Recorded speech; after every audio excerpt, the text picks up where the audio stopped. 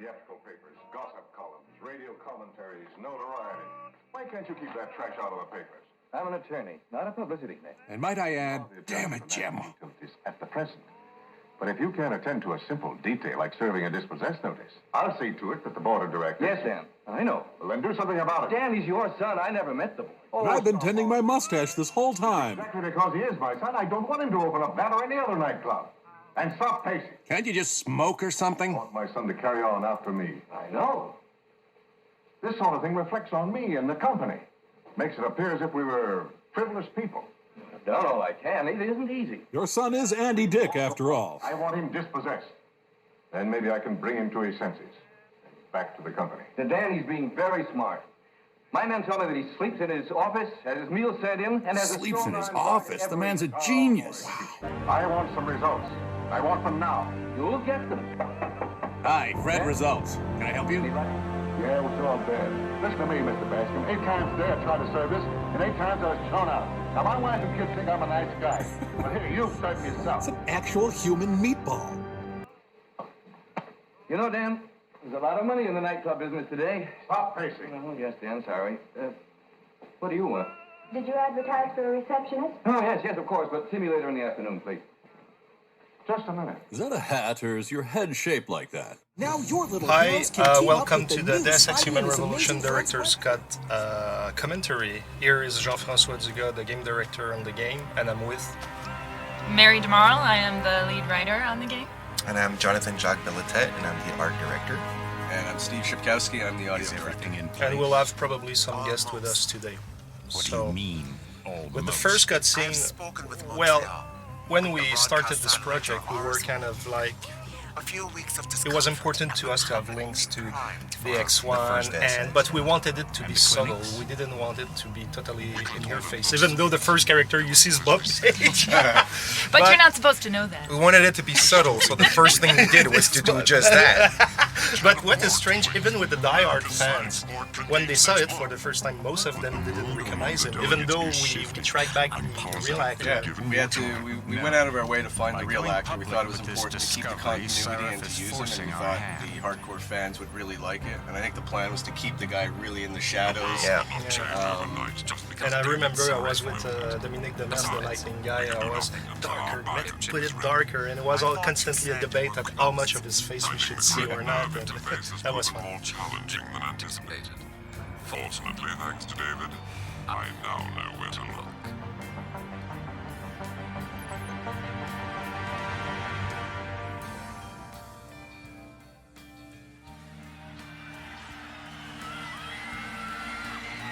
Yeah, so now it's the cutscene where we're introducing Adam Jensen. Actually, this TV news is probably the only TV news that has some animated 3D in it, which was the original plan with those TV news. But as we figured out the scope of what we had to produce, and we had so much to do, and with all the other cutscenes and stuff, we quickly realized that we wouldn't be able to. We wanted them all to be 3D. I know that when I was writing it, I wanted it to be like, first you wouldn't even know you were watching the news. You were actually seeing like the stuff going on at the Capitol building, and then slowly you realize, oh, it's news. But what we kind of envisioned doesn't always work. Good night. Yeah. And then with Megan and her necklace, that was another very important part for us, because from a story perspective, we wanted to establish something that was a part of her, something that made her human, and that would have on this relevance, because eventually we had all these plans that like you might find it in the FEMA facility where she'd been taken and stuff. So it was a very important thing, but I think that we didn't necessarily communicate that. No, this is one of the few little times that me and you didn't talk or something about it, because usually things went pretty well in terms of what you wanted and what I wanted. But yeah, so at one point it was like we had her design down and everything. Megan was pretty much finished in terms of what she would look like. And I think it was either you or Jay actually came up and was like, "Where's her necklace?" I'm like, "What necklace?" You're supposed to have a pearl necklace. I'm like, "Really?" And I'm like, "The whole thing's done. She has this big collar and she's all zipped up." And I'm like, "Where am I gonna put it?" It's like, "Well, just put it over her clothes." I'm like, "You don't put a necklace over clothes." But we ended up doing it, which I think looks. I personally think it looks tacky, but it's fine. I mean, it works. It works in the sense that it did the purpose that it had to do.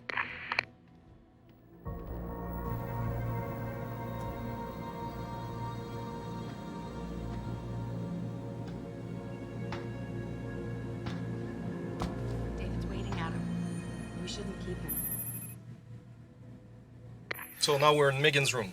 Yeah, this is Megan's office. Obviously, pretty much the first in-game part of the entire game.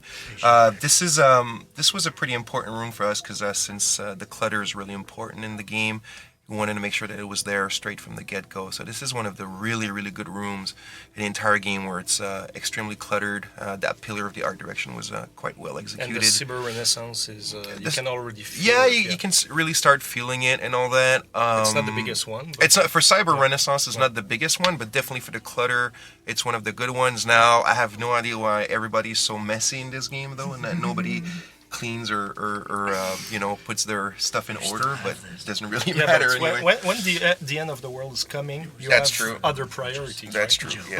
Yeah. Like living your life. Like living your life and leaving pieces of paper everywhere and stuff like that. They probably don't even know what paper is anymore anyway, because they're in their phones and stuff. That's why the paper is all over around me. Like, we don't know what that is. And now if we look at Megan, like her idle stance is quite awesome. Right? Yeah, she's a I've always sexy kitten. hated that. I've A always sexy hated kitten that who wants when to you go to turn the and bathroom. Exactly, and I've always hated that. And quite frankly, when I play the game, I like to explore and find the different items, even though I know where everything is.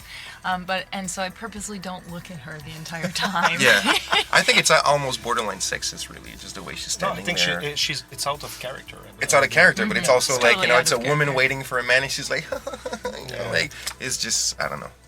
Yeah. Sometimes we sometimes, know it, but we realize it too late. Yeah, exactly. And in this room too, we, like Mary alluded to, we had several pieces of information that actually were kind of selling in advance a little bit the conspiracy and the story twist and everything. And actually, that was a huge debate among the team, among the people in the team, whether we should hide those How obvious should items. they be? Yeah, do they be obvious or not? Should it be like? And in fact, I think the achievement you get for getting all of them is old school gamer or something like that. Because we Really? were, yeah, I didn't even because know we were that thinking achievement. that It's the we were point and thinking click that kind it's of, like the point and click mentality because it's really It's the- something that's up to you to decide. It's the and King find. Quest achievement. Yeah.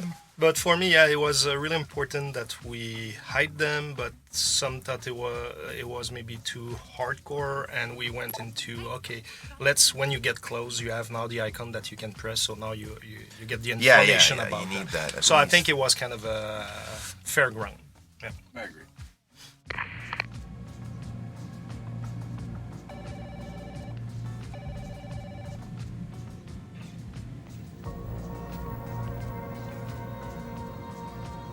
Please, Adam, I'm nervous enough.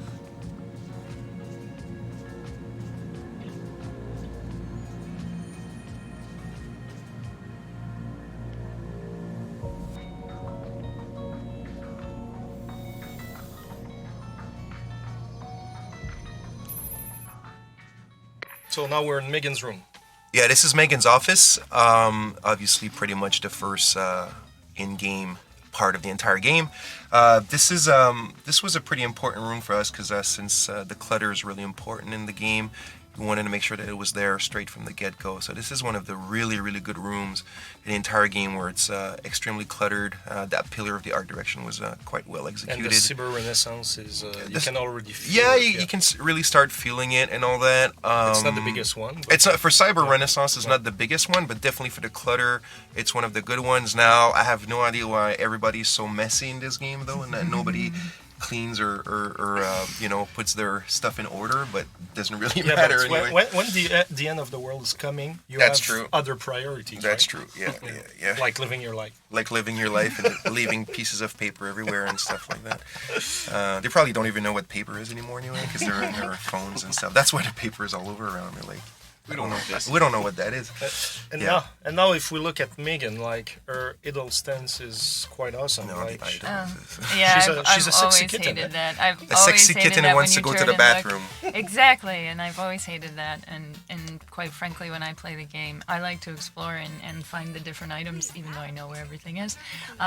So I purposely don't look at her the entire time. Yeah, I think it's almost borderline sexist, really, just the way she's No, standing I think there.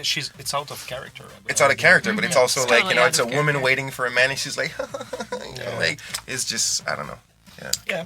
Sometimes we sometimes, know it, but we realize it too late. Yeah, exactly. And in this room too, we, like Mary alluded to, we had several pieces of information that actually were kind of selling in advance a little bit the conspiracy and the story twist and everything. And actually, that was a huge debate among the team, among the people in the team, whether we should hide those. How obvious should they be? Yeah, do they be obvious or not? Yeah. Should it be like? And in fact, I think the achievement you get for getting all of them is old school gamer or something like that. Because we really? I didn't know we were that thinking achievement. that It's the we were point and thinking click that kind it's of, like the point and click mentality because it's really It's the- something that's up to you to decide. It's the and King find. Quest achievement. Yeah. But for me, it was really important that we hide them, but some thought it was maybe too hardcore, and we went into, okay, when you get close, you have now the icon that you can press, so now you get the information about you need them. that. So I think it was kind of a fair ground. Yeah. I agree.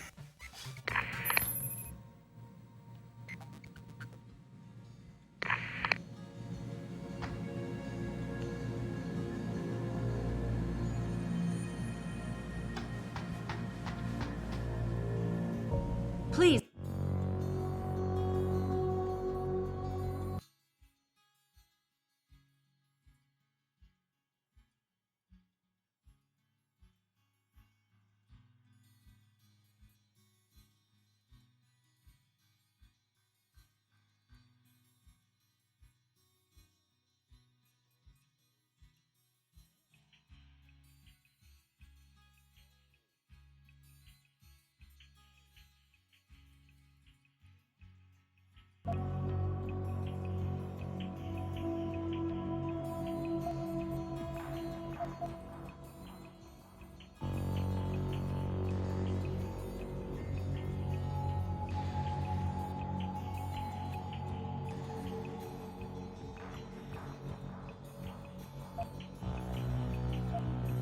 Adam, I'm nervous enough.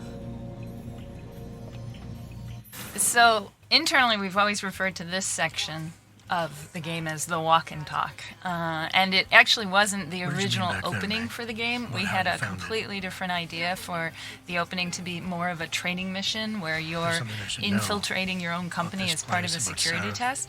But there was a lot of discussions among the team, and a lot of people didn't think we could pull that one off. And ultimately, we ended up kind of taking a new direction on it and working in this kind of vein. It became the walk and talk, and actually was a nice way to have a good show don't tell moment, establishing the world and the characters. And exactly. And at first because I really liked the original idea, so I wasn't really keen for the direction. But then as I started working on the script, I really did kind of start to like how it shows off the world. Mm-hmm. But I remember the first draft of the script, I think it was Joe who pointed out that we were putting a lot of technobabble in there, and it sounded like much more Star Trek. It sounded like it was like a big spaceship that they were running, you know.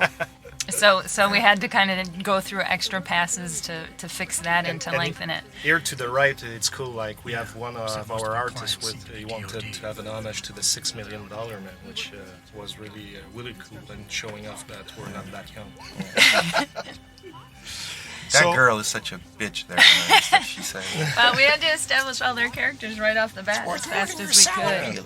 And it was another nice addition about having the VersaLife logo. And Yes, and the arm. I remember a lot of discussions about this arm because it plays a very important part later in the game, and we really needed to showcase it. And that's why he has one sleeve and on the other side doesn't have anything. And I remember also with the artist thinking about what the arm should look like because it needed to be recognizable. Absolutely. For when Tong would have it, but at the same time we didn't want it to be like, I don't know, just like purple or something, you know what Absolutely. I mean? It needed a subtlety and at the same time something that you would remember. That's true. And that scene, like with the Claymore explosion, it's really cool, but it took so long before it worked. Like the dolls were always staying in the air or not moving or just falling on the ground. It takes time. Yeah. Pleasures And of physics. if I remember correctly, they're going to get in the elevator now. And there was, I think, a lot of technical issues, first of all, with the elevator. But one of the things that we also wanted to do was we wanted to kind of focus. As they get into the elevator, you'll see suddenly we get the camera shot. And we kind of wanted to have this theme running through the game that this is Eliza who is controlling the cameras and watching Jensen all the way from the start. Spying. And spying on you. So here, this was a good moment, and my one regret was it was such a great idea, and I think the cinematic director brought it up, but then just unfortunately never carried it through with many of the rest of it. Yeah, it was a very good idea that we ended up not really carrying through. Well, you know, we got so when much you've got to a do. project this big, yeah. Now it's they hard talk to about do the it. dog, right? The famous Oh, that's dog, right? right, the dog. The dog was Adam's dog, yes. That was something when we were working on one of our earliest demos of the game, and we had to fill the world. One of the script writers said we should have this email about Adam's dog, and it should be dead. And I was, you know, at first my reaction to that was, oh, that's terrible, but as long as it's not a cat, it's okay. Dogs are fine. And They then can we die. were able to take that and carry it through much more. Now we get one of our favorite characters. Yeah, Pritchard. Yes. And this here, like, what is really cool is that, just like a real guy, he just looked very, not too subtly, to Megan's ass. And like, Quick glance at her butt. Exactly. And I think it adds authenticity to the fact that he also did it in front of her ex-boyfriend. It and definitely everything. tells you a lot about the character right off the top. Like he hasn't even spoken a word yet, and just that action speaks volumes as to his relationship with Adam. Yeah. It's Andreas. Andreas Aspergus. Aspergus did, and actually it was quite fun because I think from a writing perspective we really wanted Pritchard to be this dick, and Andreas was so good. He'd come in and he would do this, and after every take he would finish it and go, God, I hate that guy. And now we hear the UNATCO theme. The UNATCO Yeah, theme. I really thought when I heard what Mike had done, there was a chance right there to kind of bring a little homage to the UNATCO theme, and we felt like this was sort of our new UNATCO, and we wanted to just give a little nod to it, and I found it was a great way to showcase into the beautiful room that John and his team designed here. Yeah, and it worked really well because we just past that point now. But when we first walk into the corridor that leads into David's office, is really one of my favorite parts of the game. Is the way you crescendo with the music at that point, and this is one of my favorite rooms in the game as well. And just everything just culminates together, and it's just like it's very emotional. it's so emotional. It's really strong. Yeah. I think for the story, but also for what we try to put together as a team, it's all there, and I think it's very emotional for us as well, just as a in relation to the project, you know. Right, absolutely. Environmental malfunction. Laboratory subsection 6. All lab chiefs, please report in. We'd better not take any chances. Not tonight. Use my elevator to get down there. You know the code? Yeah, 0451. Let me know what you find. Athena, get someone to shut off the damn racket. Yes, sir.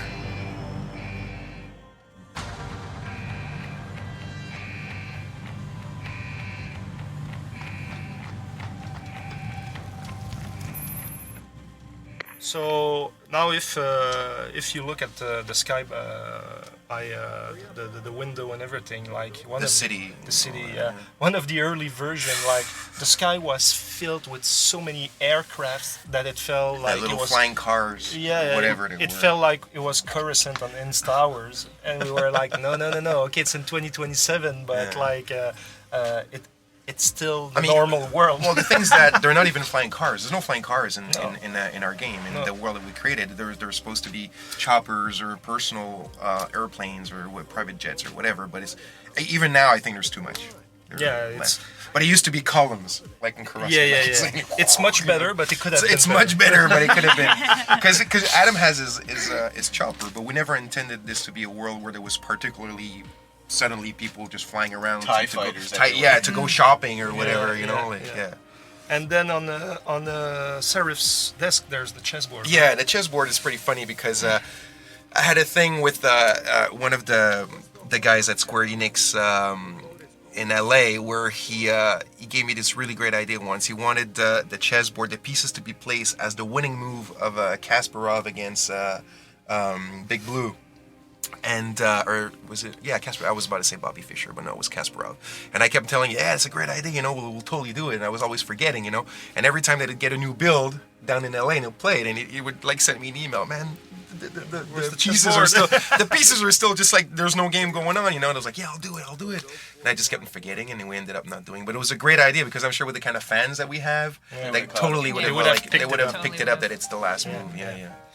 And now, as if you go to the elevator, now there's the code, like in the pure tradition of Looking Glass and Ion Storm games. Yeah, I mean, 451 has been in all of their games. A reference to Ray Bradbury, one of my favorite authors. May he rest in peace. And so we knew it had to be the first code in the game. Right. And one of the funny things was that actually when we were creating again the demo, I think it was for E3, which happens much later in the game, one of the level designers, without even thinking it, put in the code 0415. He switched the numbers. Yeah, he switched the numbers, and everybody was like, "Look, is that supposed to be? Is that no? It was for getting into Tom's back office in the Hive. Okay.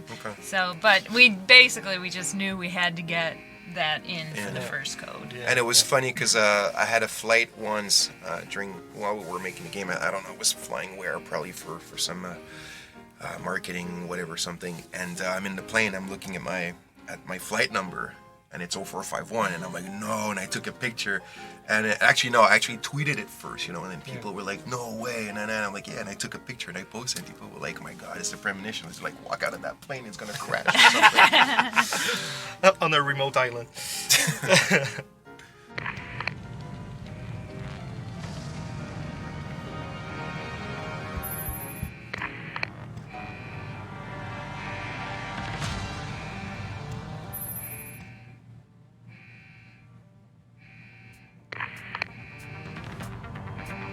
Oh, 451, Adam.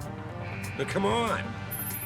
So now, if you look at the sky by the window and everything, like the city, one of the early version, like the sky was filled with so many aircrafts that it felt like little it was flying cars, whatever it felt like it was Coruscant on Insta-Hours, and we were like, no, okay, it's in 2027, but it's still a normal world. Well, the thing is that they're not even flying cars. There's no flying cars in our game. In the world that we created, they're supposed to be choppers or personal airplanes or private jets or whatever. But even now, I think there's too much.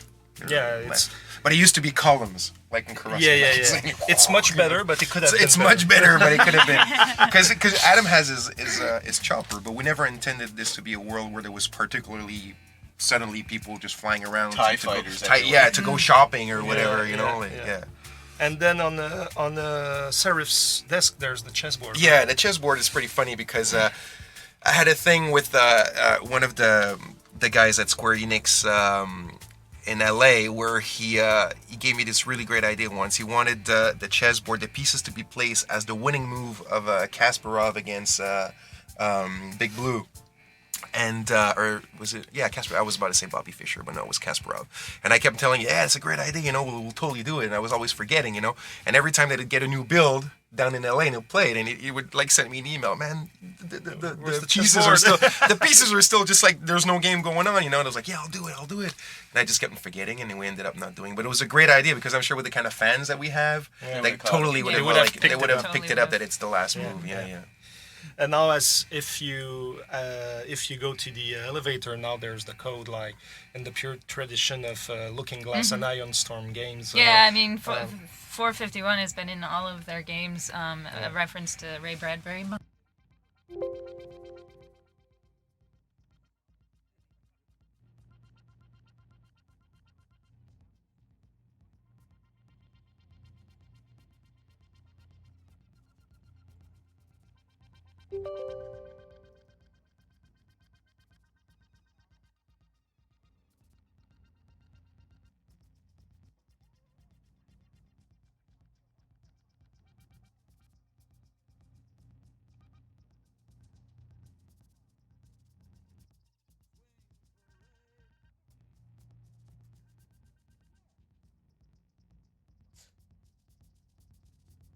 You suck!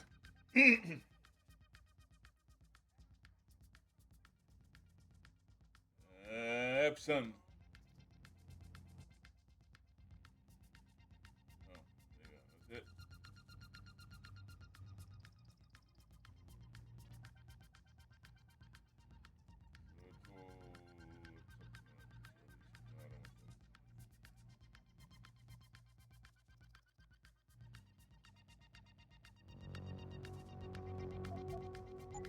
One of my favorite authors. May he rest in peace.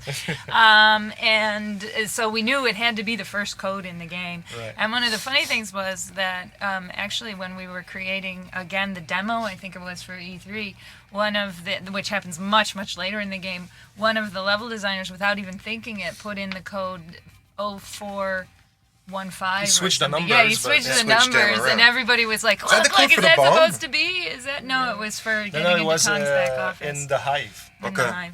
So, but we just knew we had to get that in for the first code. Yeah. And it was funny because I had a flight once while we were making the game. I don't know, I was flying where, probably for some marketing, whatever, something. And I'm in the plane. I'm looking at my flight number, and it's 0451. And I'm like, no. And I took a picture. And I actually tweeted it first, and then people were like, no way. And then I'm like, yeah, and I took a picture and I posted, and people were like, my God, it's a premonition. It's like, walk out of that plane, it's going to crash or something. On a remote island.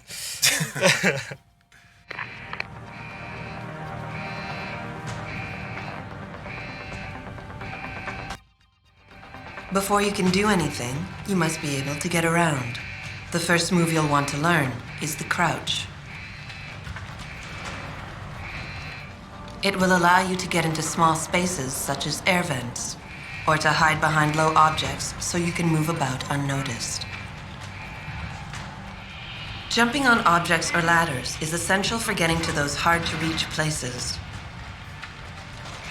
Sometimes going high or low is not enough.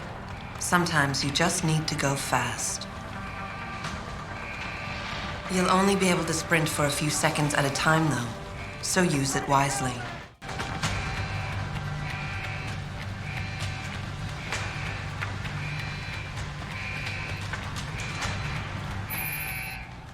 So this section where the attack takes place, originally what we had wanted to have was that you would actually go back through the area that you saw through the walk and talk, and kind of do that kind of whole Half-Life thing where you take the descent down and then you fight your way back through everything you saw earlier. But apparently remind me again, JF, I think the original walk and talk was not designed. No, the layout was built in such a way that it was just made to be controlled, not to have a player have total freedom. I mean, we would have had to change it a lot to make it gameplay kind of acceptable, and then we wouldn't have recognized it as the walk and talk. Because even there are some places we didn't put collisions or exactly. anything. So in that sense, then we had to kind of refigure a bit of the story in terms of. Actually, it came in better for us because then when you come later into Seraph Industries and you see the signs, you see parts that are under construction, and it's because it's where Megan went to in the elevator ride. So it ended up working out pretty good for us.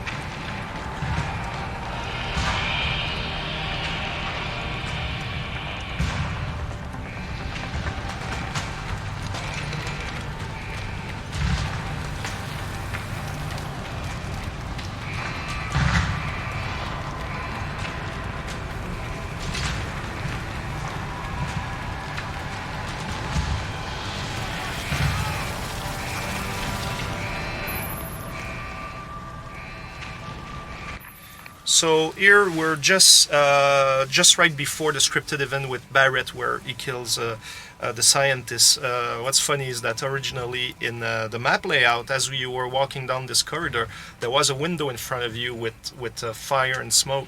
And what's funny, it's when you were getting there, it was triggering the scripted event, but players were attracted to the window to look outside, and they were totally missing the scene with Barrett and everything. And at some point, I asked the artist to remove and just put I would say a blend wall to make sure that players are attracted in the direction of Barrett. And after that change, like in the playtest and everything, it was working super fine. Damn artists.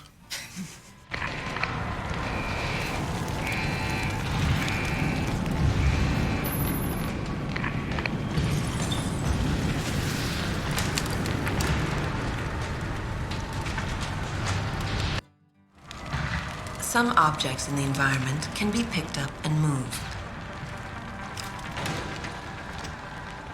Use them to create paths to inaccessible areas, or as portable cover during a firefight. You can also throw them at the enemy if need be.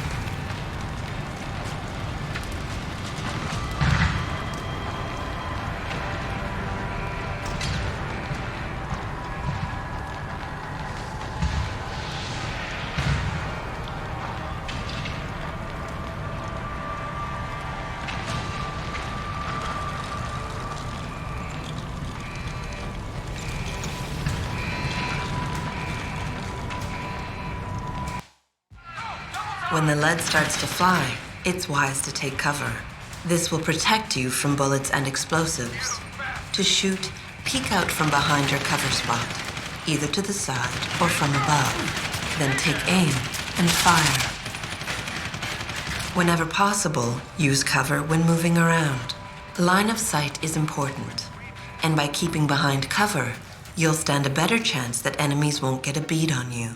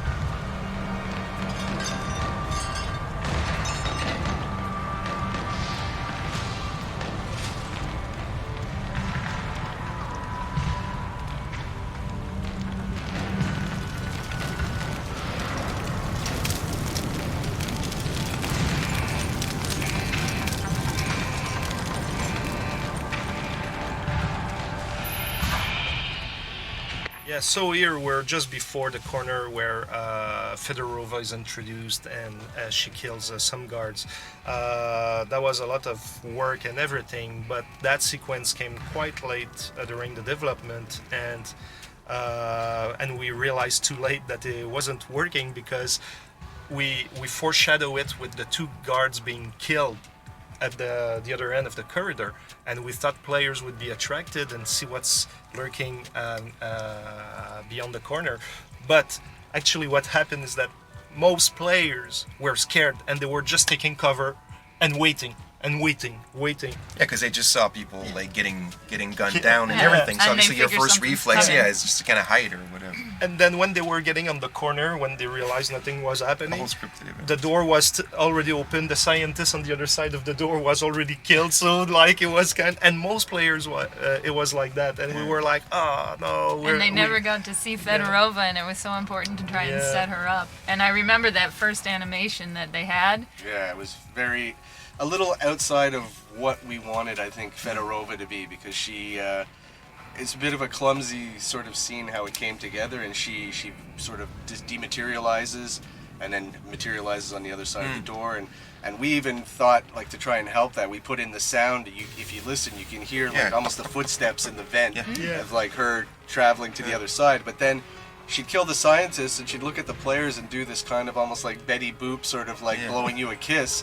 And we're sort of like, it's not really working and I for think us. everybody was kind of like, that's not this killer, this silent killer. That's certainly not what she's like. But in the end, it came out pretty well when you have the opportunity to see it, right? Yeah, but they changed the animation. We changed it. That's what I'm saying. Yeah. But we had to see it for a long time. It really bothered me.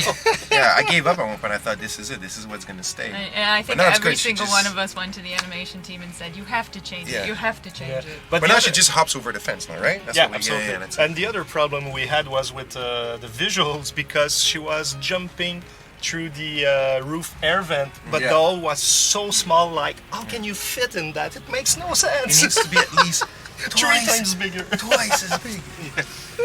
What is this, an air vent for ants?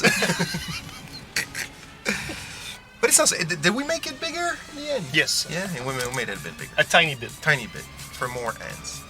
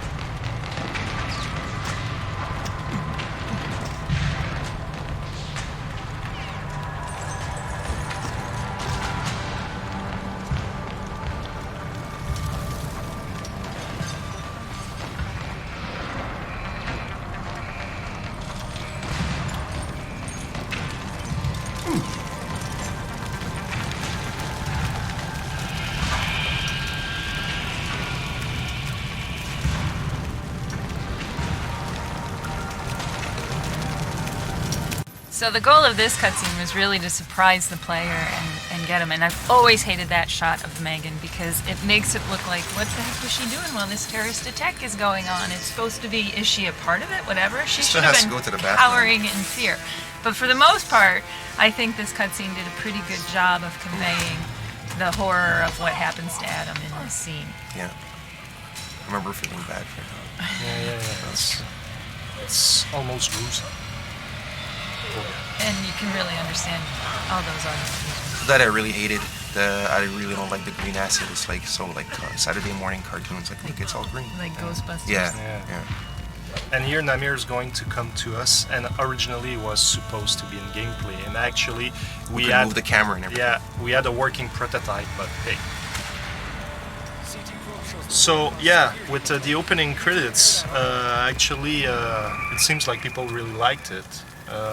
Our original inspiration was to kind of the James Bond movies, the $6 Million Man's trying to showcase this augmented character and everything, but we wanted it to be really stylish, really like a James Bond movie. Sometimes they go beyond, they go in the abstract. It's very stylized. Exactly. Yeah. It's actually more stylized than what we did. But no, it works really, really well.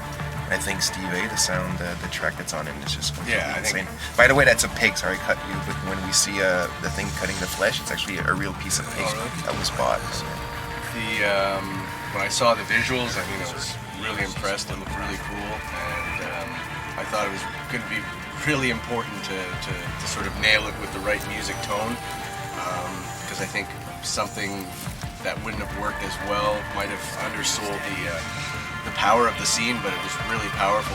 When I put the music to it with the visuals, I was just kind of like, yeah, this couldn't work any better. Mike McCann, the composer, just really hit this one out of the park, and the reaction we got when people saw it and heard it, they loved it right away. Even I think Goldtooth, the people who produced the who actually put it together, they came back right away saying the music track is just selling this whole thing. It's bringing it all together. It really was. And I remember the dialogue in this. It's so funny because the dialogue is so short and so simple, but you needed it to convey basically some of the hinting of what's going on with Sarah forcing the augmentations, but also we wanted it to sound like a real surgery and the kind of thing. So I remember giving it to one of the writers on staff and saying, could you kind of write these opening lines and stuff, and he was going on and researching all about operations and CCT scans and all these things, and in the end those little details are so important just to make it and pop it. Even if you can't hear it, it works.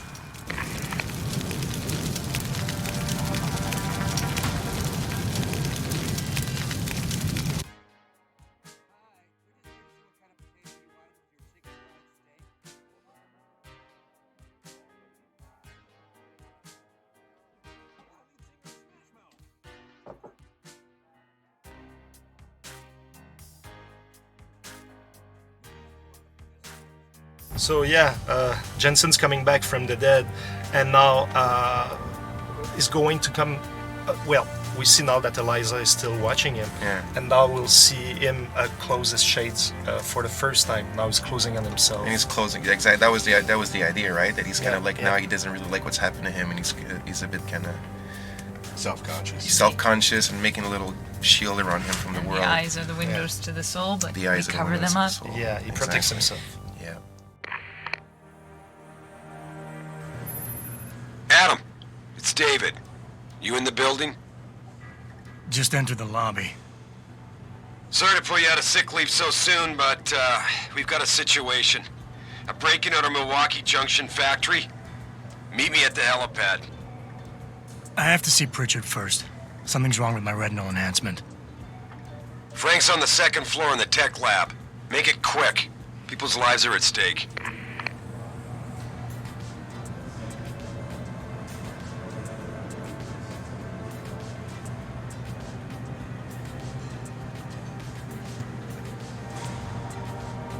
Boss? You're back. The new look suits you. Hey, boss. Good to have you back.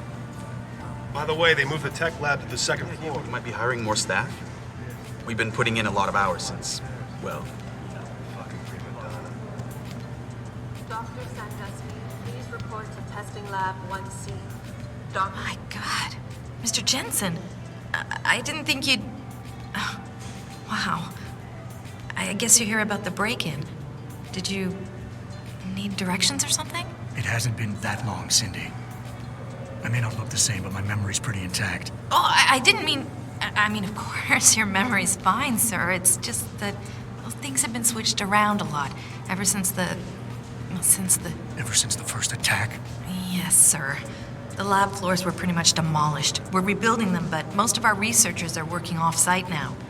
Everyone else has been shuffled around, so if you need help finding someone...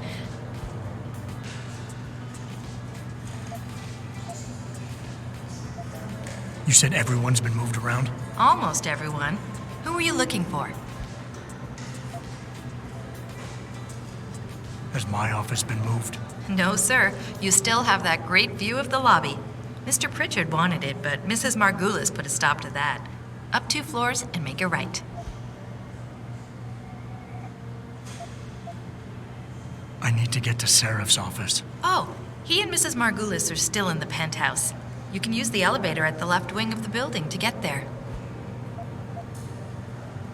Thanks. That's what I'm here for. Anything else, sir? Where's the tech lab? It's not really a lab, sir. It's more of an office with a lot of computer equipment shoved in it. Mr. Pritchard complains about it all the time. Go up the stairs behind me and take a right. You'll find it near the end of the hall.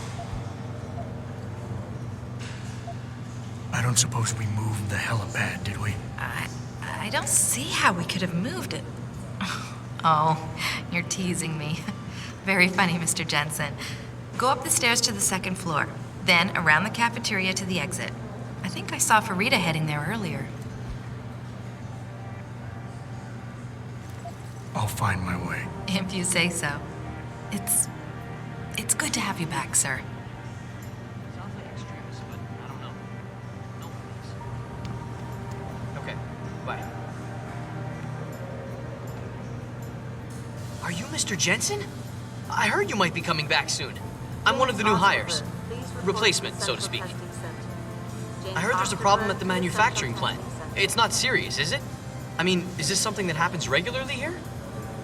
I heard there's a problem at the manufacturing plant. It's not serious, is it? I mean...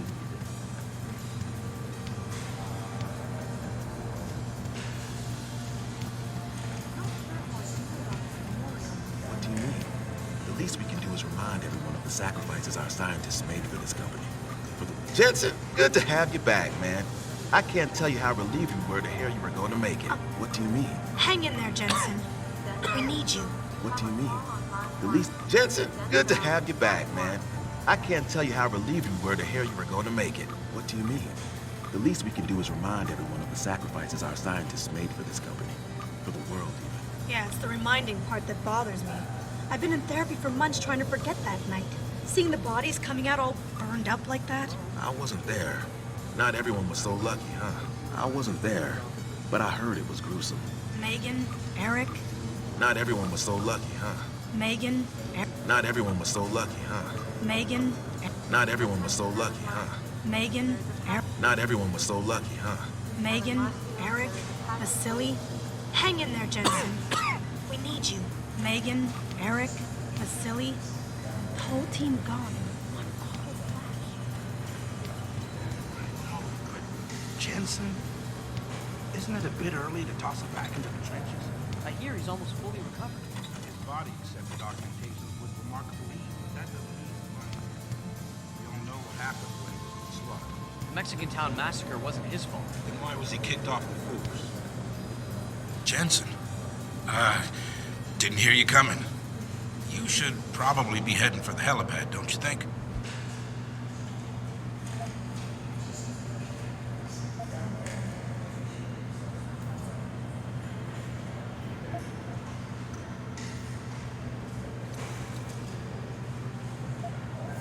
Care to repeat what you were saying about me to my face, Peterson? Hey, listen. I didn't mean anything by it.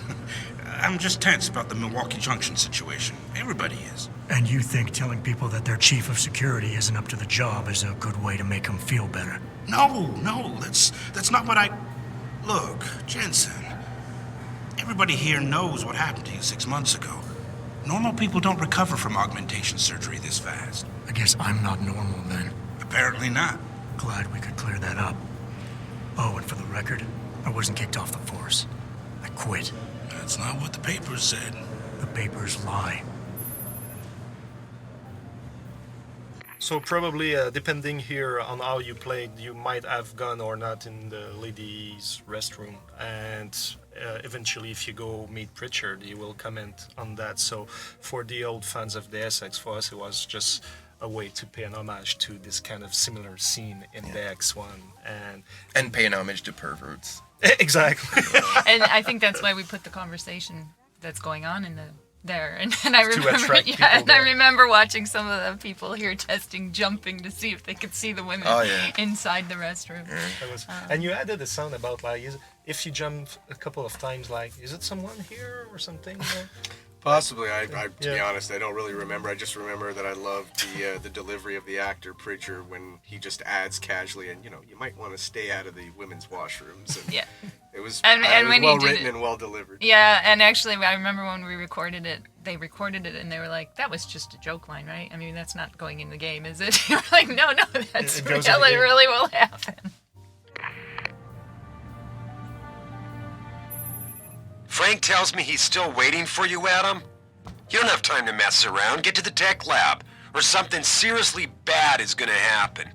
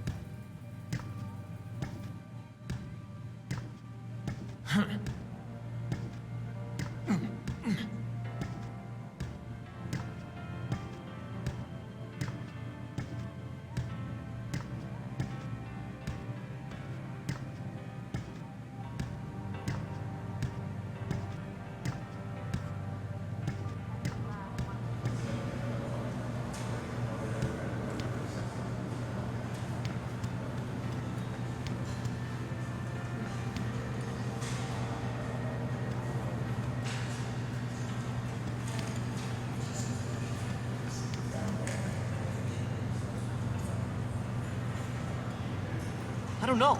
The guy's almost died. Okay, bye.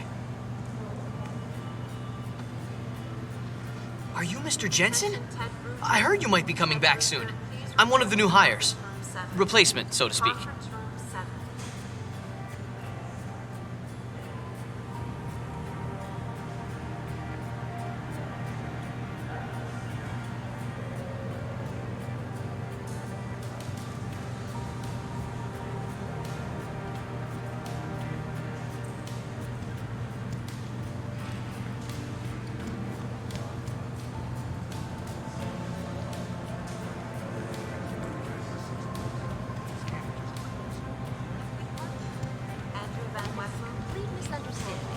Misunderstanding.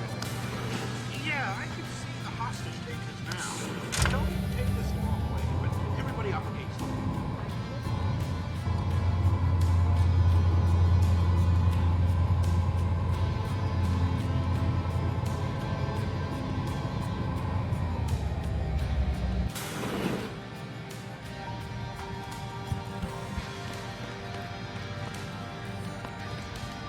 Adam Jensen, it's so good to have you back, even if the conditions for your return aren't all that auspicious. Seraph didn't really tell me much, Athena. Just something about a break-in at the factory. How serious is it? Plenty. Some of our people were inside when it happened, working overtime.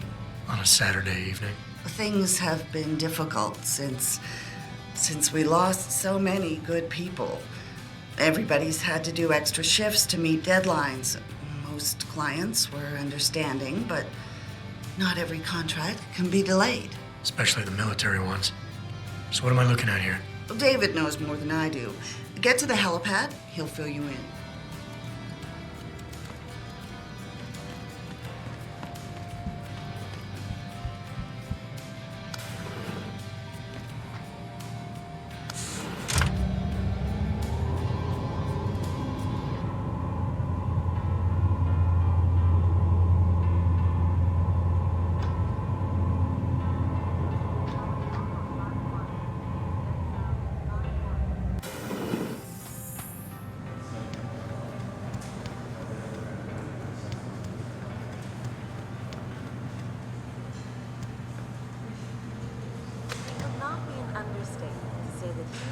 Change the world as we know it.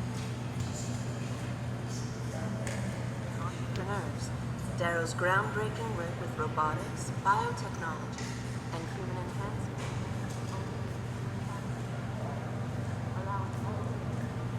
Mika Pine, your car lights have been left on. Mika Pine, your car lights are on.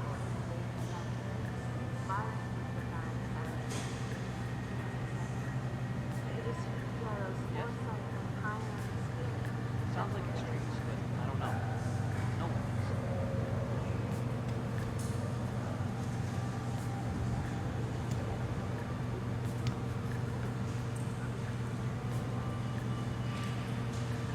In the early days of human enhancement technology, scientists encountered a serious obstacle. Dr. Sandusky, please report to testing lab 1C. Dr. Sandusky to testing lab 1C. May I help you? In the early days of human enhancement technology, scientists to their voicemail box, please hold. New limbs were being rejected by recipients, resulting in complete systemic failure. In the early days of human enhancement technology, I'm sorry. Please try again during regular office hours. were being rejected. No one should ever have to give up a normal life because of a random incident, or indeed lose a dream. Attention, Ellen Marstein. No one should ever have to give up a package waiting for you at reception because of a random Ellen Marstein, or there is a package waiting for you. No one should ever have to give up. No one should ever.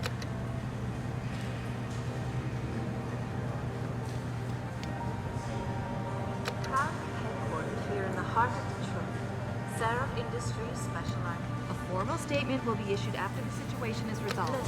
Liberty in Mind and Body International. Live. Liberty in Mind and Liberty in Mind and Body International. Andrea Van Wessel, please report to the Human Resources Office. Across every global border of society. Are you Mr. Jensen? I heard you might be coming back soon. I'm one of the new hires. Replacement, so to speak. The future holds a lot of excitement for us at Seraph Industries. We believe that advances in technology, in unison with good government policy and lower costs,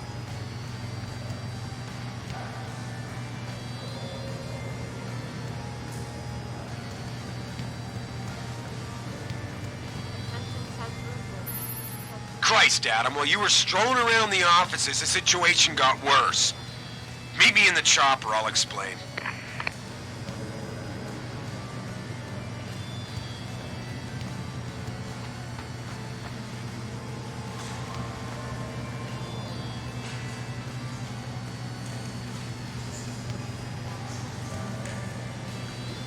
Why is David keeping the SWAT team from going in right away?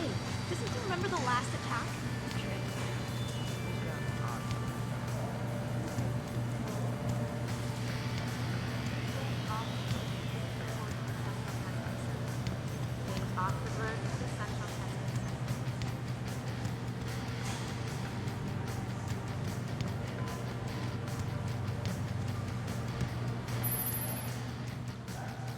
Yeah, and Seraph HQ, when I saw it, I was pretty impressed with it. It was really quite the achievement visually, and just everything you had in there. There was so much exploring to do. All the pillars you could get the history from. You could get the history of augmentation and the work Seraph had done.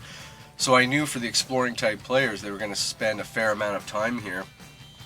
So it was a bit stressful in coming up with the track for this. I just remember telling Mike, I want something really cerebral and subtle, something that can easily just slip into your back consciousness while you're playing, and you would only notice it if we took it away. And it's kind of melancholic, right? It is. It's got a very melancholy, almost a bit of a sad feel to it. Is that the same track that we ended up putting on a website on the Seraph Industries website, like viral website that we did? I think so. It's the same track that we use as the menu track, because it just we were going to compose a menu track, but in the end we just felt this track was really strong, and it represented, I don't know, it sort of encompassed something of the game that was important, and it felt okay to put it as the menu track, because it's almost like Seraph HQ, you visit it 3-4 times in the game.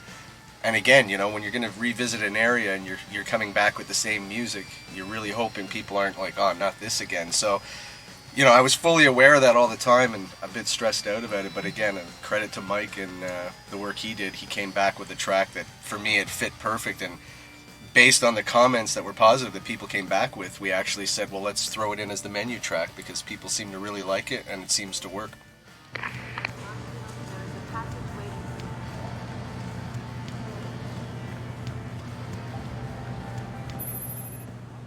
So here we're in front of one of Seraph's employees, and he's called Will Rossellini. And actually, he was our consultant on augmentation in the game.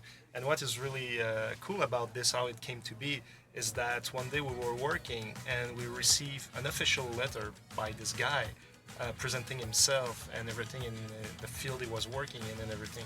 And he said that it could be really an asset to us to work with the augmentations. Because he was a huge fan of Deus Ex, and he really wanted to make sure that the level of scientific knowledge was accurate and into it, to make that fiction feel even more real. Exactly. So we contacted him, and therefore we started this collaboration, and now he was more into your turf, and he really helped me a lot, because we would have just been doing research ourselves, but you're never really sure what's right. But having an expert in the field who can actually kind of help guide us and correct things and help with a lot of the technical jargon that we were working with was really good. And then I remember kind of thinking, as we were coming up with Seraph's offices and the employees and needing names for people, I was like, we should see if Will wants his name on one of those doors. So I sent him an email and I said, hey, would it be okay if we gave you an office? And he was like, oh my God, that would be so cool. Because it's a biotech company, you know, so like that's what he does. Exactly. And then it actually worked out that he was involved in some of the mystery of the theft. And I said, we're actually probably going to accuse you at one point and make you a suspect at one point. Is that okay? And he's like, oh my God, that would be so amazing. So it worked out really well for us, I think. He's a very interesting guy. Didn't he used to play baseball or something? Yeah, he was in the MLB at some point. MLB? With Arizona, I think. Can't remember exactly. What is that? I'm not really familiar with baseball. Is that like the league right before the big league? No, it's the big league. Major League. MLB, Major League. Like he was in the real thing. You know, like with a ball and a baseball bat. Yeah, that's like Seraph has the thing that like lasts forever and nothing happens. No, that's soccer. Oh, that's.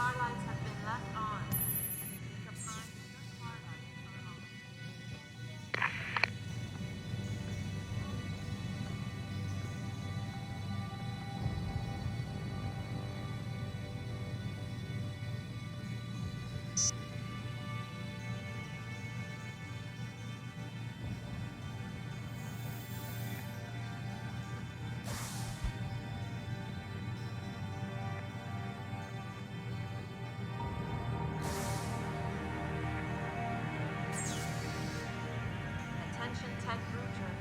Ted Bruger, please report to conference room 7. Conference room 7.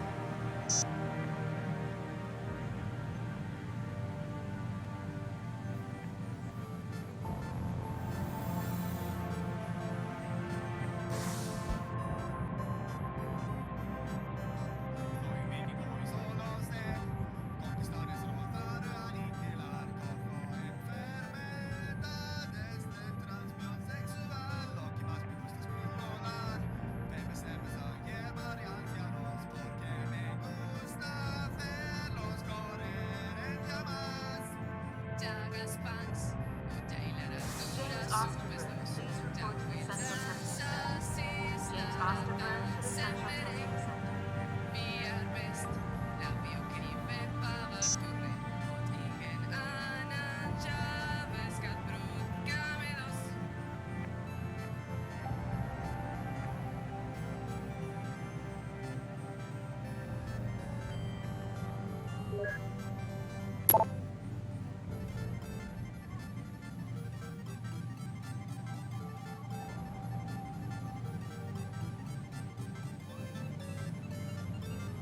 Denzel Mitchell, you have a call on line 1.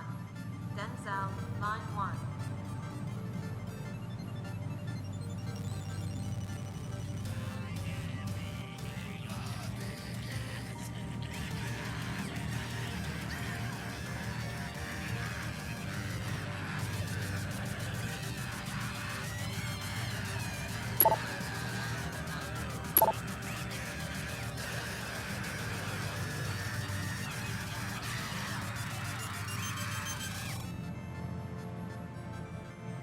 Attention Ellen Marsfield.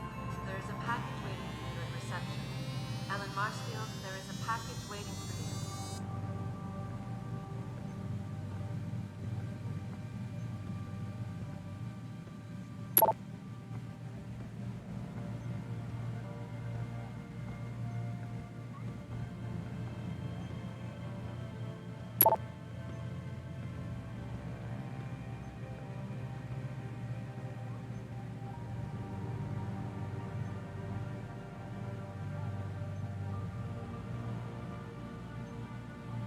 Andrew Van Wessel, please report to the Human Resources Office.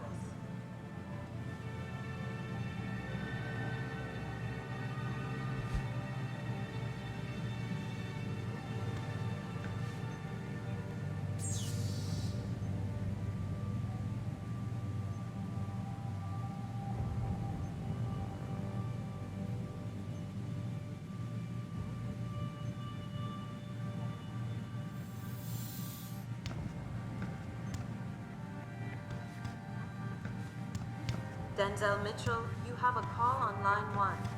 Denzel, line 1. So here in Adam's office, you can see his computer. You can find emails on it, and as you can find emails all over the company of Seraph. But in particular here, we start off a quest for Jensen to investigate these neuropazine thefts that are going on. And this was actually a mini quest that was kind of proposed by a level designer, the level designer who created this level. And he came to us and said he really wanted to have this really cool thing where you could kind of break into offices and find the codes to other people's offices, and it would be this whole mystery of kind of solving this, wrapping it up to the side quest of who's stealing the neuropazine. But his real intention was really just to give players a reason to get inside offices and steal things and find good codes for it. So he never really thought through the actual quest itself, and neither did really me or anyone else. And so when we actually sat down to start writing these emails, we just kind of had this thing as I'm going forward and I'm trying to build this whole mystery through this whole quest, and eventually as I'm getting to the end, I'm realizing there's no payoff. Yeah, there's nothing. And there's nothing, because we can't pay it off, because that's part of the side quest that comes later. Yeah. And we were doing it so late in the production process that we just kind of had no chance. It was a bummer because a lot of players came to us after that because they were really into that quest and everything, and they were asking us like, how does it end? Like, where's the conclusion? And we're like,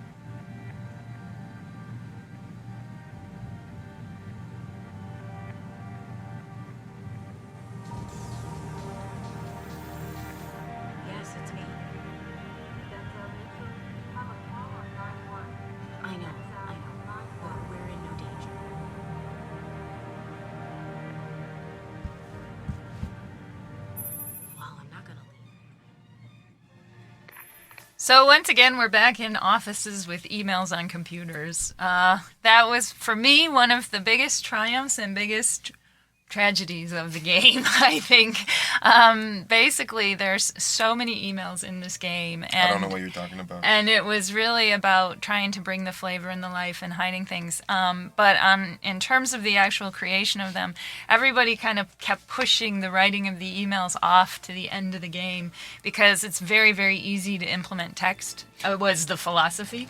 But at the same time, like, as we were building the levels, at first for the level designers, it was hard to know exactly how many computers they would have and stuff. Yeah, and so no one actually really sat down and kind of thought about the emails or how they should be done, and we just were figuring, oh, it'll be a simple thing to do. But by the time we actually got to the writing of them, we only had like a week or two left on our writing schedule, and I'd already lost most of my writers, and it was like, okay, time to come in. And so I came in on a Saturday and started with Seraph HQ, and I basically worked 20 hours over the weekend, 10 hours straight on Saturday, 10 hours straight on Sunday, no lunch, nothing, to try and do this. And I didn't even finish Seraph HQ. And I remember saying, oh my goodness, I have to go in tomorrow and go to JF and go to David, the producer, and say, we're never going to be able to do this. Because one of the things we hadn't actually realized was that, you know, the level designers had told us at this point certain computers and given ideas, but everybody was thinking about it from the standpoint that when it's your computer, so you're reading a mail that I wrote on my computer to someone else. And it wasn't until I actually sat down and started working on it that I was like, wait a minute, it's my computer, but I'm not reading the emails I write. I'm reading the emails people write to me. So suddenly I have to create... I read my emails all the time. So suddenly I have to create not just one character who's receiving the mail. I have to create if every computer has 3 emails on it, I have to basically come up with 3 other people who wrote those emails and address them to me. And it suddenly became wrapping your head around it. You were like, oh my goodness, it became much more complicated than it sounded, because even me at first, I was telling you, Mary, like, it won't be a big thing, like, it won't be tough and everything, but yeah, and I made it harder on myself because I was the one who insisted there had to be at least 3 on every computer. Whereas I think in the original Deus Ex there was maybe 1 on a computer at times. But there were more than once. But it was a really great challenge, and in the end we pulled it off. And I remember everybody reading the reviews and talking to reporters and everybody talking about the emails and how much they loved them. So that's why it was my worst and yet my best moment.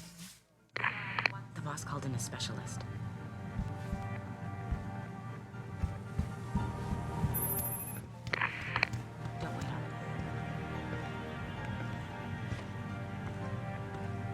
Adam Jensen.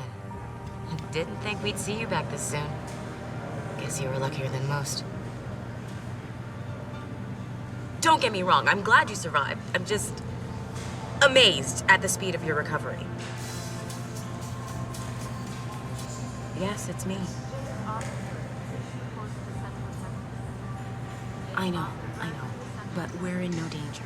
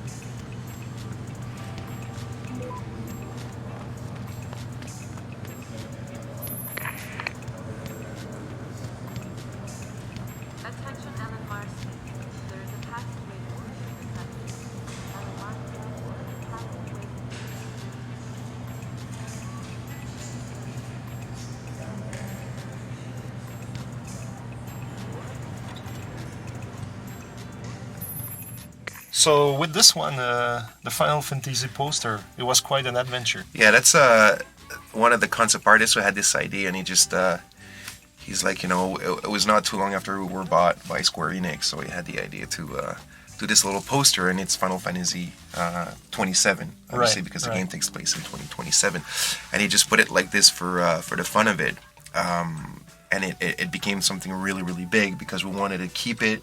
But, the way Square Enix works, they're very serious about the license and whatnot. So he actually went up all the way to Wada-san to be approved and ask him to leave there. And he actually had to show it to some of the artists and some of the art directors of the franchise, so they could approve that it had something that had to do with the game. And what's funny as well is if you look at the poster, the head of the lady is hiding the numbers, and there's actually not enough space for the numbers if you actually try to imagine them there, which doesn't work, but whatever, it's still there. Yeah.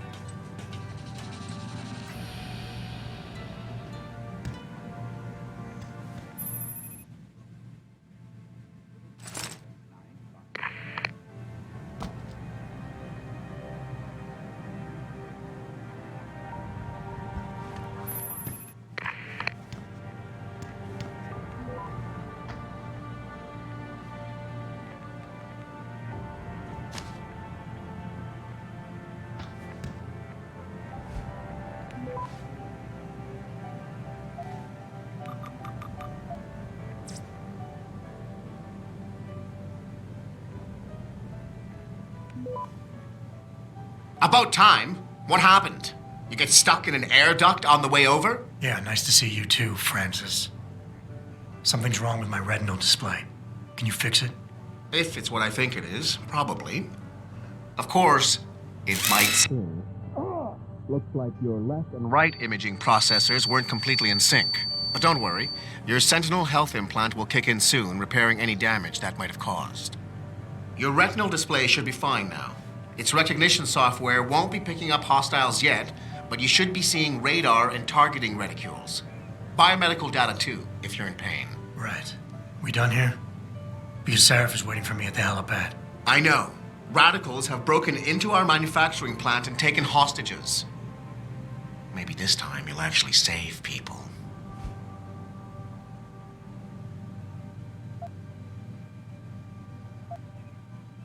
Lucky for you, I'm gonna ignore that comment.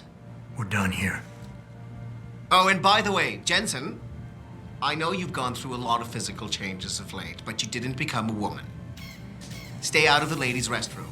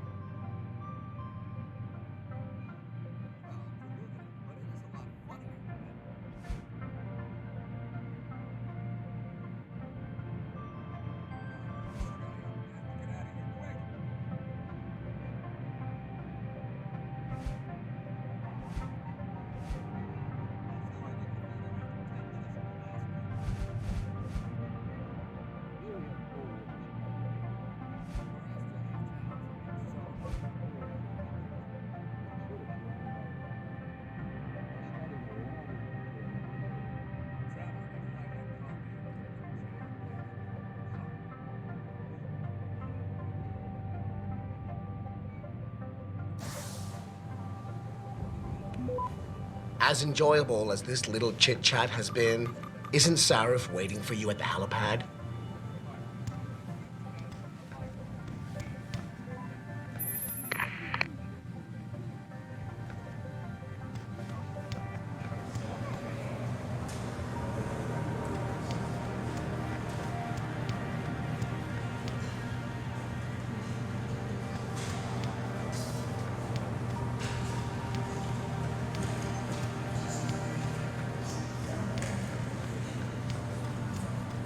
Keep Pine, your car lights have been left on. Keep Pine, your car lights are on.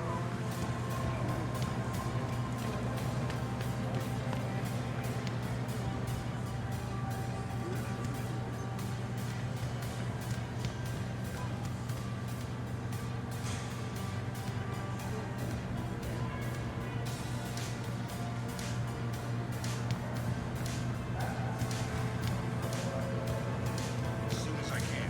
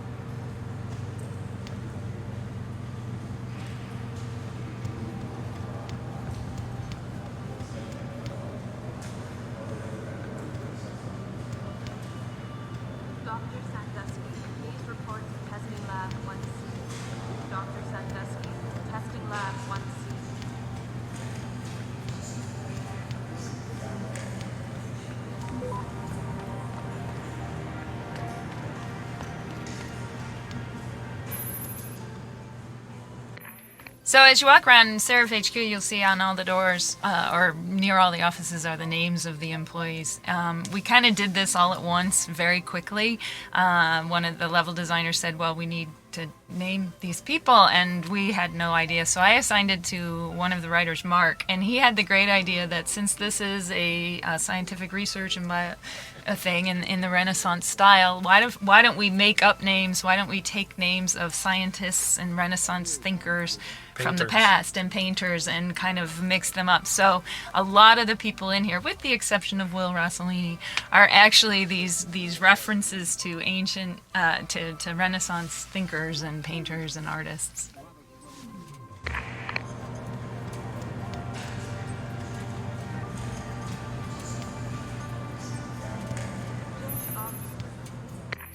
Here we have a good example of show don't tell with this plate on the wall, where we make this building feel much more important and bigger than what is actually playable.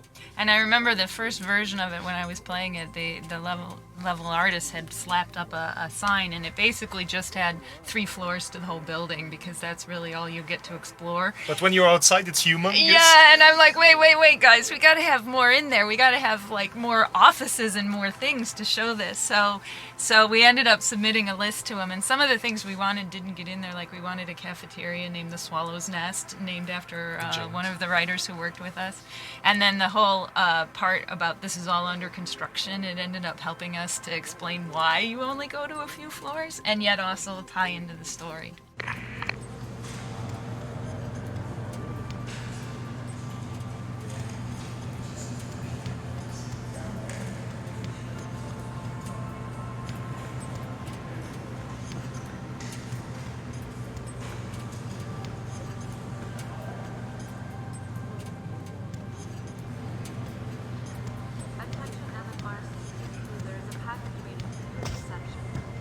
Marsfield, there is a package waiting.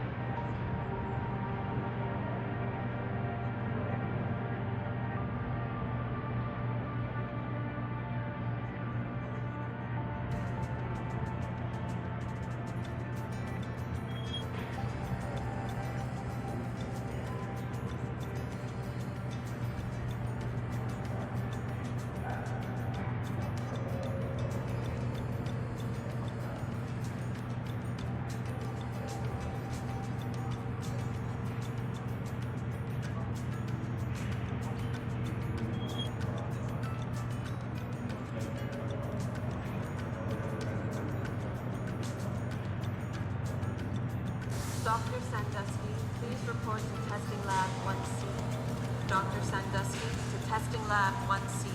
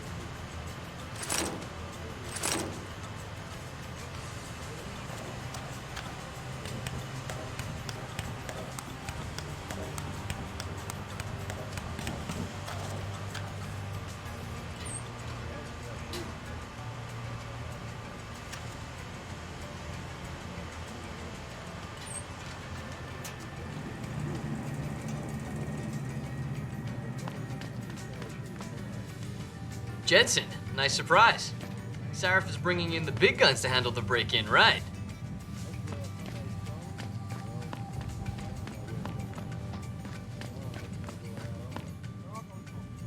Jensen, we were just chatting about the Milwaukee Junction Oh, situation. hey, wow. Welcome back, Jensen. Heading over Barely there. recognized you.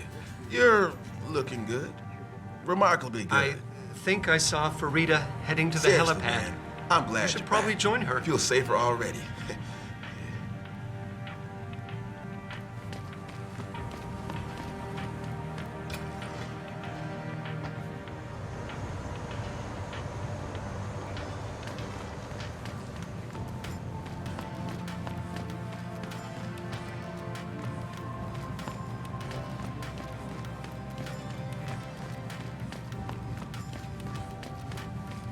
With those hearings permanently on hold, many are now wondering if something else may be going on.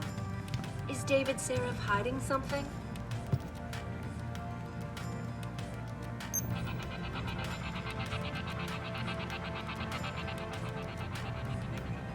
Back now to that breaking news coming out of Detroit.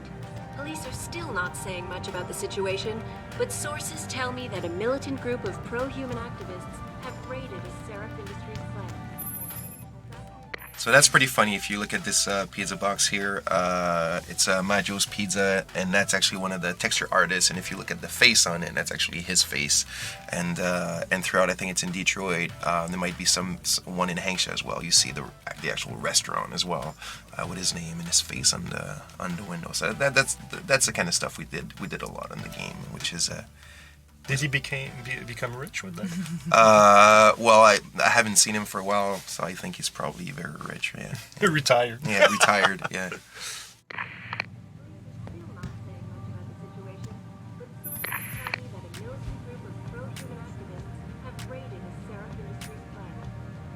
Factory workers have been taken hostage, and the entire city holds its collective breath. I doubt I need to remind you folks that this is the second time the biotechnology firm has been attacked. The first time, 6 months ago, on the eve of controversial hearings set to scrutinize. Do you know what's happening at the manufacturing plant? With those hearings, Some kind of break-in, I heard. Some of our people are working in there. Last-minute rush to deliver on a contract. Hope everyone's okay. Some of our people are working in there.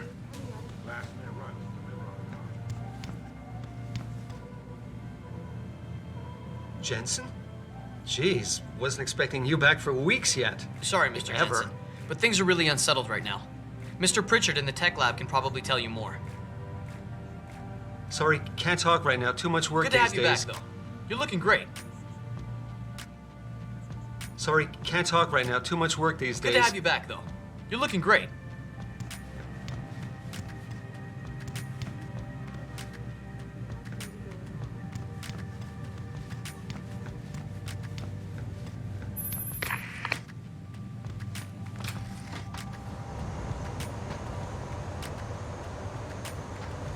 You're Mr. Jensen, right? I'm one of the new guys. Hired while you were away? I know you have to go handle the situation in Milwaukee Junction, so I won't keep you.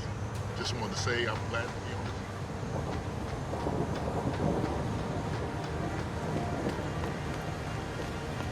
this. Jensen? Goddamn, it's good to see you up and I around heard Purity so First is soon. claiming responsibility for the Guess attack you're worried on about the Milwaukee break-in at Junction, the plant. accusing us of creating a generation of drug addicts. We don't need any more bad press. After the congressional Damn hearings were anti-op postponed, fanatics. Megan was working well, if to the eliminate lobbyists the need have for their way, neuropathy. things could get If she real had bad. Jensen? What are you doing? Adam, are you here because of I wouldn't Milwaukee put two Junction? credits down on you ever Apparently a walking group of vandals broke into the place. I saw them drag you out of the rubble 6 months ago, and the other bodies. 2 Glad attacks you're in back. 6 months. Doesn't look good for the company. And I really don't want to have to look like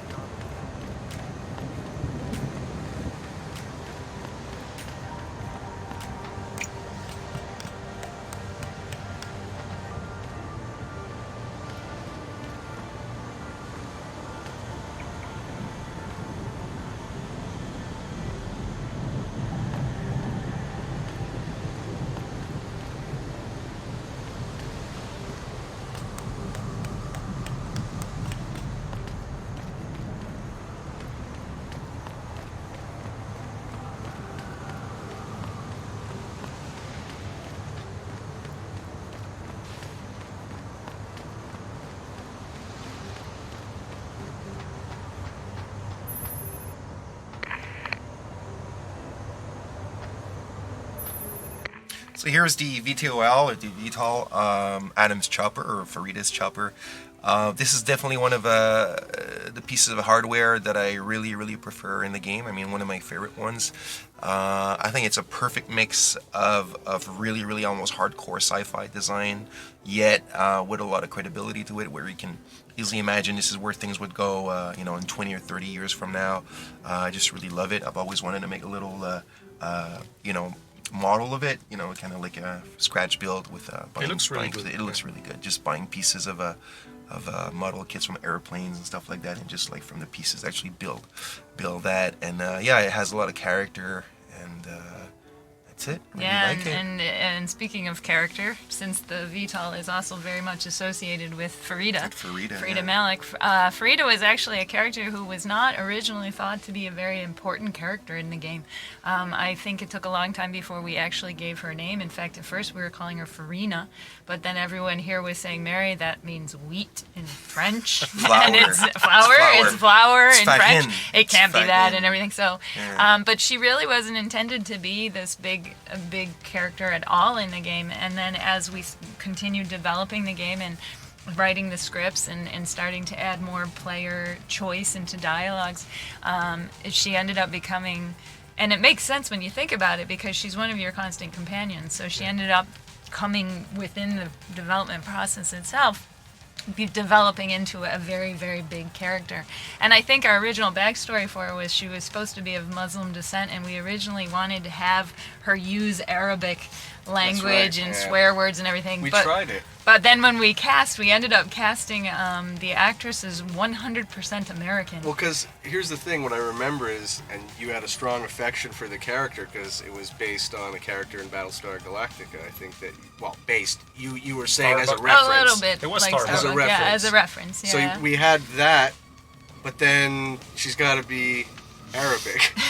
So we had found the actress, and we loved what she brought, and she had that sort of tough, kind of tomboyish sort of way about her, and we really loved everything about it.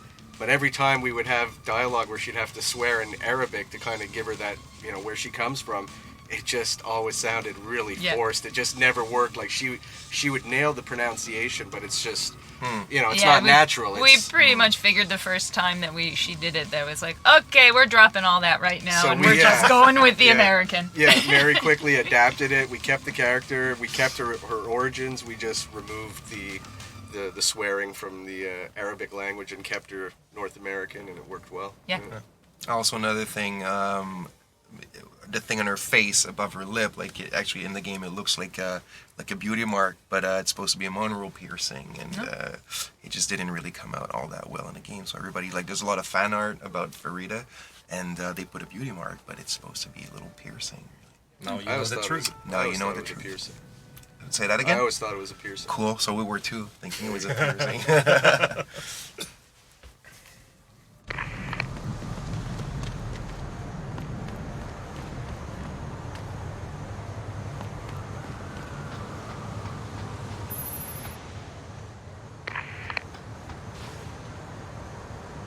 Welcome back, Jensen. Didn't think we'd see you around here for a while yet. You know how it goes, Malik. Duty calls. Don't I know it? I was in my wingsuit halfway to the top of the Renaissance Center when I got the 911. But you, 6 months is a hell of a short time to come back from the dead. You sure you're ready for this? Are you suggesting I'm not? Just asking the question. I was one of the ones who pulled you out of that mess. Not a memory I want to relive, and I don't have to wake up to the reminder of it every day. I'm fine. If you say so. The boss is already on board, arguing with the DPD's tactical response team. They've got the plant surrounded, but Mr. Seraph wants you to go in first. Are you all set here? Because the sooner we take off, the better it will be for everyone. I'm ready. Great. Then let's get airborne. So yeah, the cutscenes are pre-rendered, but originally we were planning them out to be totally in-game and everything. And as we were progressing and realizing what it would demand and the tools and everything that we didn't have set up properly and everything, we kind of realized that we would never ship the game like that, so we had to rely on the pre-rendered cutscenes.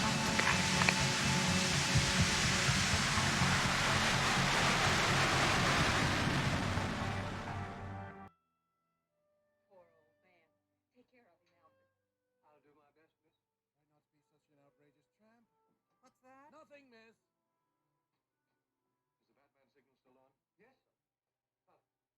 And there's a funny little thing here at the, if you notice when Jensen comes into the VTOL in the cutscene, he's wearing his jacket, and then when we start inside the plane, he's not wearing the jacket, and it was kind of a big problem where between cinematics and in-game they were saying, something fell through the cracks. So for audio to try and help that out at the end of the cutscene, you actually kind of hear a cloth rustle, and it's supposed to be Jensen taking his coat off and throwing his coat on the floor. To try and help sort of bridge the gap that, it was too late. We couldn't fix the cutscene, and we couldn't put the coat on him here. It didn't make sense, so that's kind of how we dealt with that. And this is a pretty major scene with David Seraph. It's really the first time you ever get to meet him in person. And I remember the casting for David Seraph. We went through a lot of different ideas about what kind of person this should be. Should he be really corporate? Should he be this? And I remember we had a couple contenders, and when Steve Shellen came in, and the way he played it, it wasn't exactly what I was picturing in my head, but I remember going, wait a second, it's like, it totally works, because we wanted a very charismatic guy who's a very friendly guy, but we wanted a corporate CEO kind of guy. And I remember walking out of that casting session going, oh my goodness, what is going to happen? And I think the decision, we did it early enough in the process that the decision to cast him totally affected how we wrote that character from that point on. Just make sure those bastards don't wake up and warn their friends. You remember what it's like in there? A lot of tight and closed hallways, but the labs themselves are pretty open. High ceilings. So you want something you can use from a distance or up close? Give me something with distance. If I get too close, I'll take them out personally. Just try not to break anything expensive. The Typhoon should be in the factoring labs, but Frank will tell you more as you go in. I've got him running comms. Terrific. Anything else? Keep your eyes open for Josie. Now, free her if you can, but the Typhoon is your #1 priority. We developed it for the alphabet agencies, and if we don't deliver it to them intact and still a secret, well, I'm sure you'll get the job done right. Gentlemen, prepare for landing.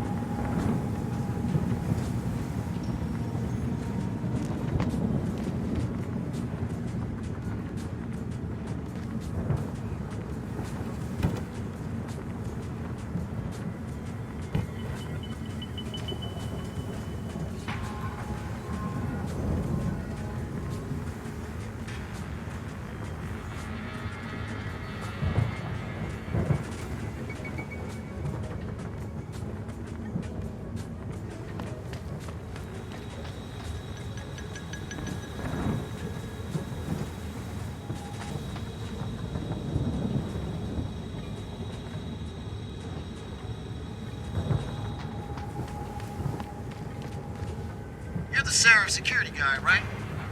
The one we were delaying. What the hell is it with your boss holding us up? You know those hostages are dead because of you and your boss. We could have reached them in time, but I'm guessing Mr. Guaranteed any secrets in there will stay hush now. You make me sick.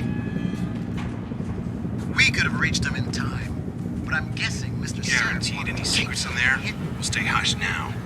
You make me sick.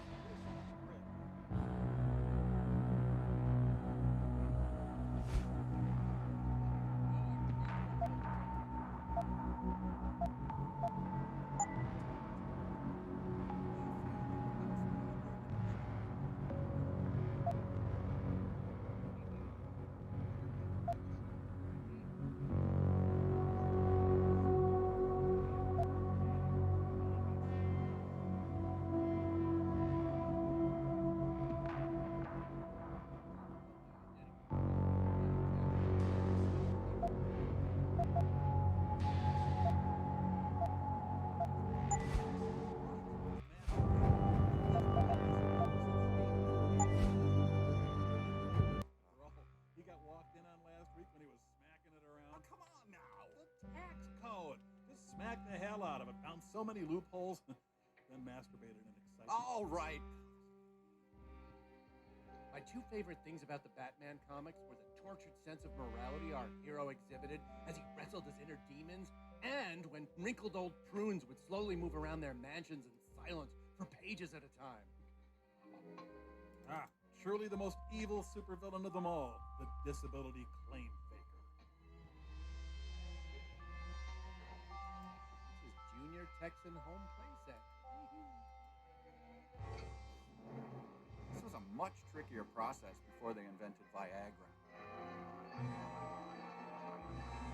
Too easy to imagine Larry King doing this backstage. That's the face I make to get people in the next seat to stop talking to me on an airplane.